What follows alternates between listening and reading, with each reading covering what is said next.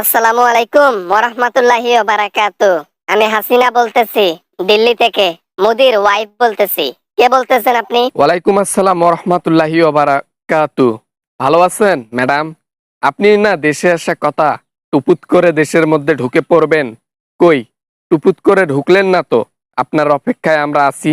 আরে ওটা তো এমনি বলছি, লোকদেরকে একটু মজা দিছি। তাই কি বাংলাদেশে যাই? বাংলাদেশে গেলে কি আর ফিরে আসতে পারবো? যাই হোক, এইটা বলার আগে এইটা শুনি। তুমি কে বলতেছ? আমাকে কেন ফোন করছো? আমি সমন্বয়ক বলতেছি, নাহিদ ইসলাম। নাহিদ ইসলাম, আপনি তো আমাকে ভালো করে চেনারই কথা। আমার তো পিছন লাল করে দিয়েছিলেন মেরে মেরে। এখন আমাদেরই কারণে আপনি দেশ ছাড়া। বোঝেন নাই ব্যাপারটা? আমি সেই নাহিদ বলতেছি। সবচেয়ে বড় ভুল গেছে ওইটা। ওই 6 জন সমন্বয়ককে ধরেছিল ওই শালা হারুন। যদি ওরে একবারে গুম করে দিত সব কয়টারে, কতটা ভালো হইতো। এদেরকে ছেড়ে দিয়ে যে কি ভুলটা করছি, নিজের পায়ে কুড়োল মারার বুদ্ধি হইছে। আল্লাহ তাআলা কোনো এক ওসিলায় কোনো পাপ ধুয়ে ফেলে। হয়তো আমাদেরকে এইভাবে আল্লাহ তাআলা পাঠিয়েছেন, আর এইভাবে আমাদের দ্বারাই তোমাকে সরিয়েছেন। খুবই ভালো হয়েছে। এখন দেশের মানুষ হ্যাপি আছে, আপনি নাই। হ্যাঁ, সেটা তো জানি। দেশের মানুষের জন্য এত কিছু করলাম, অথচ দেশের মানুষ শেষেমেশে আমাকে যেভাবে বের করে দিল, আমাকে অপমান করলো, আমার বাবাকে অপমান করলো, কাউকে ছাড় দিল না। এ মুখ দেখার মতো না। যেমন কর্ম তেমন ফল। অতীতে যা করবেন তার ফল তো ভোগ করতে হবে। যদি ভালো কাজ করে আসতেন তাহলে আজকে হয়তো দেশের মাটিতেই থাকতেন। কিন্তু আপনি খারাপ কাজ করেছেন। আপনি একজন স্বৈরাচার। তাই খারাপ কাজের ফল এমনটাই হয়। কি খারাপ কাজ করলাম? আমার মতো উন্নয়ন কেউ করছে? জনগণের ভালো কেউ চাইছে? 16টা বছর উন্নয়ন করে গেলাম, দেশকে চকচকা বানিয়ে দিলাম স্বর্ণের মতো। অথচ প্রতিদানটা শেষে কিভাবে দিল?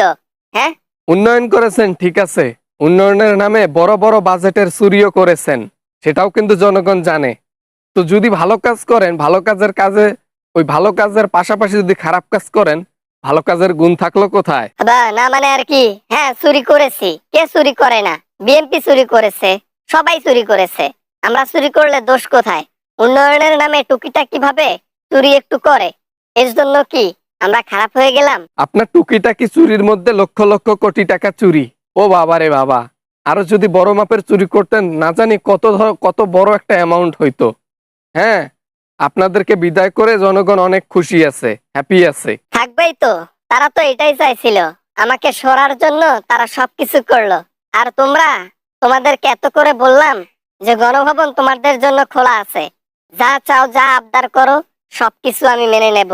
ততক্ষণে কয়েক হাজার মানুষের প্রাণ গেছে, ততক্ষণে কয়েক হাজার স্টুডেন্ট আহত হয়েছে, ততক্ষণে অনেক মায়ের বুক ফাঁকা হয়েছে, ততক্ষণে কান্নার অশ্রু ঝরিয়ে বুক ফেটে গেছে।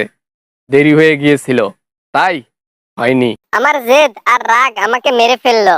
কেননা আমি সেই সময় যদি এইভাবে গুলি না করতাম, এইভাবে লাঠি চার্জ না করতাম, তাহলে হয়তো বা সবকিছু ঠিক হওয়ার একটা পজিশন থাকতো।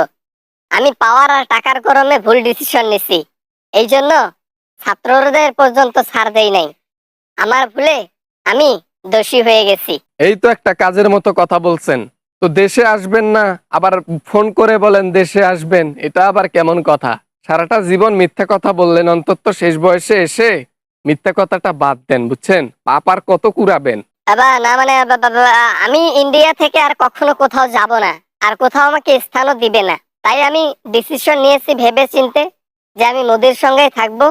ম্যারেজ হোক বা না হোক, ওর সাথেই সারাটা জীবন কাটিয়ে দেব। আলহামদুলিল্লাহ, খুবই ভালো ডিসিশন নিয়েছেন।